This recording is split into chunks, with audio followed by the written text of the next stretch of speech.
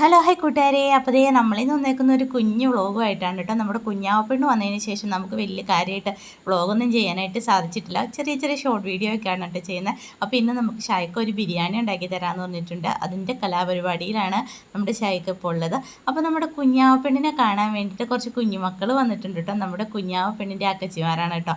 അവിടെ വന്ന പാടെ കുഞ്ഞാവപ്പെണ്ണിനെയാണ് എല്ലാവരും ആട്ടി ഉറക്കുകയാണ് കേട്ടോ. ഭയങ്കര കരച്ചിലും ബഹളമൊക്കെ ആയിരുന്നു. പിന്നെ ആണെങ്കിൽ വലിയക്കച്ചിമാരൊക്കെ TV കണ്ടുകൊണ്ടിരുന്നു. അപ്പോഴത്തേ നമ്മുടെ ഷായ്ക്കായാണെങ്കിൽ പോപ്കോൺ തയ്യാറാക്കിക്കൊണ്ടിരിക്കുകയാണ് കേട്ടോ. ചെറുതായിട്ടൊന്ന് പരാജയപ്പെട്ടു എന്നൊരു സംശയമുണ്ട്, എന്നാലും സക്സസ് ആയിട്ടുണ്ട് കേട്ടോ. അപ്പോൾ അതൊക്കെ റെഡിയാക്കിയിട്ട് നമ്മുടെ പിള്ളേർ സെറ്റിനെ കൊണ്ട് കൊടുത്തു.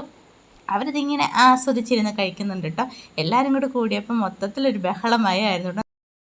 അവർ അതേ പൊക്കോണൊക്കെ കഴിച്ചുകൊണ്ടിരുന്നപ്പോഴത്തേനും ഷായ്ക്കായാണെങ്കിൽ ബിരിയാണി തയ്യാറാക്കുന്ന പരിപാടിയിലോട്ട് കടന്നുവിട്ട് ചിക്കനും റൈസൊക്കെ ഇവിടെ റെഡി ആയിട്ടുണ്ടായിരുന്നു. അത് കഴിഞ്ഞപ്പോൾ ദം ഇടാനുള്ള പരിപാടിയായിരുന്നു കേട്ടോ. ഷായ്ക്ക അങ്ങനത്തെ ചടപടേന്ന് കാര്യങ്ങളും നന്നായി മുന്നോട്ട് കൊണ്ടുപോയിട്ട് റൈസ് ഇട്ടു, ചിക്കൻ ഇട്ടു. അങ്ങനെ ചിക്കൻ ദം ബിരിയാണി ചടപടേന്ന് ഷായ്ക്ക തയ്യാറാക്കിയിട്ടോ. ലാസ്റ്റായപ്പോൾ പിന്നെ നമ്മുടെ ബിരിയാണിയുടെ കാര്യം പറയേണ്ടതില്ല. നമ്മുടെ ബിരിയാണി വളരെ കളർഫുള്ളാക്കി, അതായത് നമ്മൾ കളർഫുള്ളായ അത്തപ്പൂക്കളം പോലെ പല വർണ്ണ കളറുകളിൽ അങ്ങനെ നമ്മുടെ ചിക്കൻ ദം ബിരിയാണി ഷായ്ക്ക റെഡിയാക്കിയിരിക്കുകയാണ് ഗൈസ്. നല്ല അടിപൊളി സ്മെല്ലൊക്കെ വരുന്നുണ്ട്. അതിന് കഴിച്ച് നോക്കിയിട്ട് ബാക്കി വിശേഷങ്ങൾ പറയാം കേട്ടോ. പക്ഷെ എന്ത് ചെയ്യാനാ, നമുക്കാണെങ്കിൽ കഴിച്ച് നോക്കണ വീഡിയോ എടുക്കാൻ ഞാൻ മറന്നുപോയി ഗൈസ്. അതുകൊണ്ട് എനിക്ക് ലാസ്റ്റ് വീഡിയോ ഭാഗം കിട്ടിയില്ല കേട്ടോ. അത് കഴിഞ്ഞപ്പോൾ ഞങ്ങൾ ഫുഡൊക്കെ കഴിച്ചു. ജസ്റ്റ് നമ്മുടെ പിള്ളേർ സെറ്റിനൊക്കെ കൊടുത്തു വിട്ടു കേട്ടോ. അത് കഴിഞ്ഞപ്പോഴത്തേക്ക് നമ്മുടെ കുഞ്ഞാവ പെണ്ണാണെങ്കിൽ ഉറക്കത്തിൽ ഇടിച്ചു വിട്ടിട്ട് ഷായ്ക്ക കുറേ വർത്താനമൊക്കെ ഇങ്ങനെ നമ്മുടെ കുഞ്ഞാവ പെണ്ണിനോട് പറയുന്നുണ്ട്. അപ്പം കുഞ്ഞാവ പെണ്ണാണ് ഷായ്ക്കാട്ട് എന്തൊക്കെയോ പറയുന്നത്.